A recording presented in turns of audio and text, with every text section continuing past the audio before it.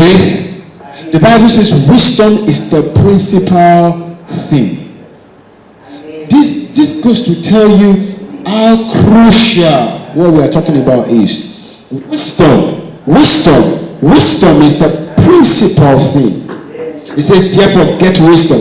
Proverbs chapter 4, from verse 7 downwards. It says, wisdom is the principal thing. Therefore, get wisdom.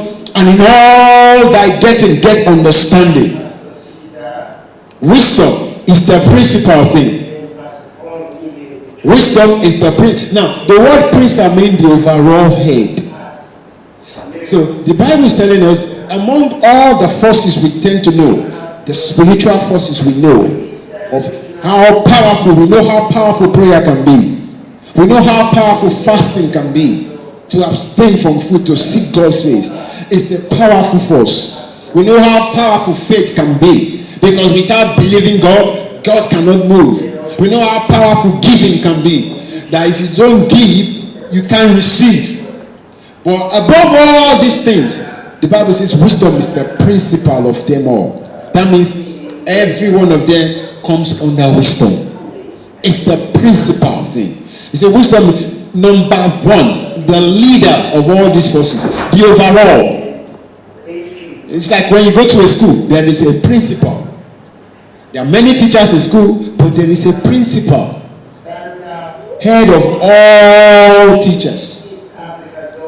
Each teacher has his class, teaching his own subjects, but there is a principal that instructs all teachers in school. Now, the Bible says in Proverbs 4 verse 7 there, that wisdom is the principal thing. He said, therefore, get wisdom. If there is anything you are going to be looking for, he said, make sure wisdom is not just among them, but make sure that wisdom is the first one you will have to look for. In other words, when you are seeking all these things, make sure you are seeking wisdom as the priority, number one. So it's your duty to begin to say, God, give me your wisdom. It's the principal thing. It's the principal thing. I remember a man of God was saying, before he started the ministry, they were fasting and praying for 26 months for wisdom. Wisdom. Because if he was there before the world was created, what else do you want? What else do you need? That's the most important thing you ever need. Wisdom.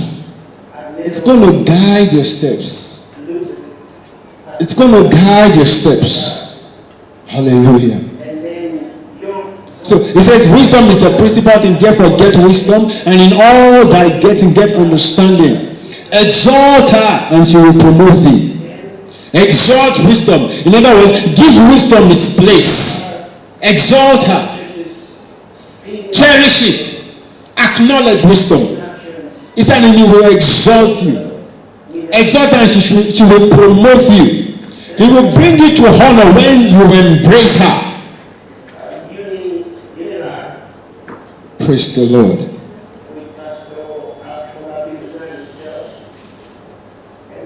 Wisdom is the principal thing, therefore get wisdom, and with all thy getting, get understanding. Exalt her, that means exalt wisdom, and she shall promote thee. Exalt wisdom, she will promote thee. That's Proverbs chapter 4 and verse 7 to 9. He says she will bring thee to honor when you embrace her. That means honorable things will be happening around you. Honorable things. Because your steps should be guided by wisdom. When you speak, people know this is wise.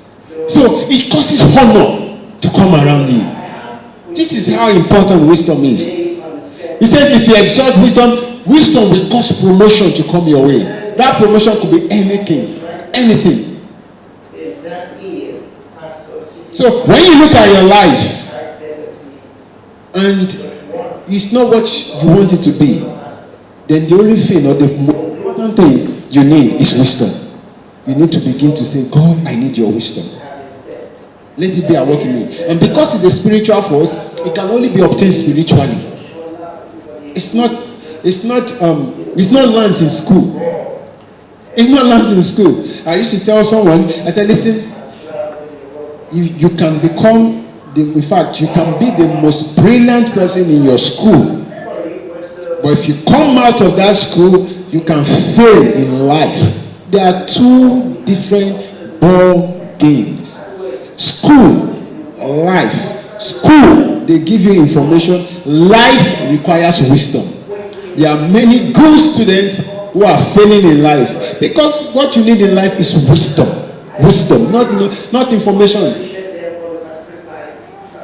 What you need in life. So you look at yourself. You don't like where you are. You want something to be created. You want a change. You want something new. Now, what do you need? Wisdom. It's wisdom. Because wisdom was there before God started anything. God knew he needed wisdom. Don't you think you need wisdom? So wisdom said, listen, this is how important I am. God possessed me in the beginning of his way. Before the works of old. Before the mountains. Before the seas. Before the heavens were made. Before he said while he was preparing it. I like that word. While God was preparing.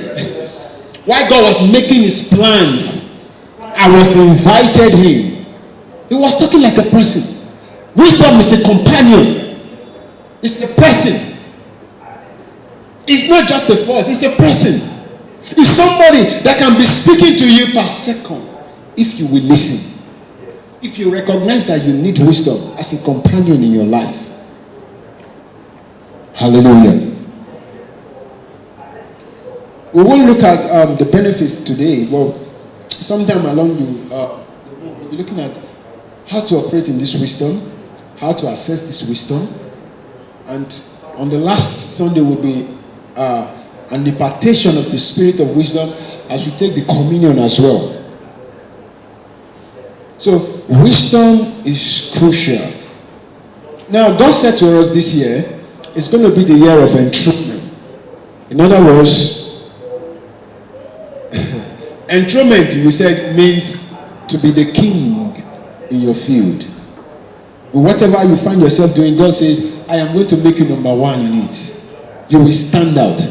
But do you know that what actually makes people recognize a king is that he has a crown? Isn't that true? If 5 people come to this place and you want to know which one is a king among them, you have to know him by the crown he's wearing. Is that true? Let's be textual. Is that true? If 5 people come here and one of them is actually a king of a place, the only way you will know is by not even dressing now. It won't be the dressing. It has to be by a crown or something to show royalty around him. Now God said to us, this year he's going to enthrone us. In other words, wherever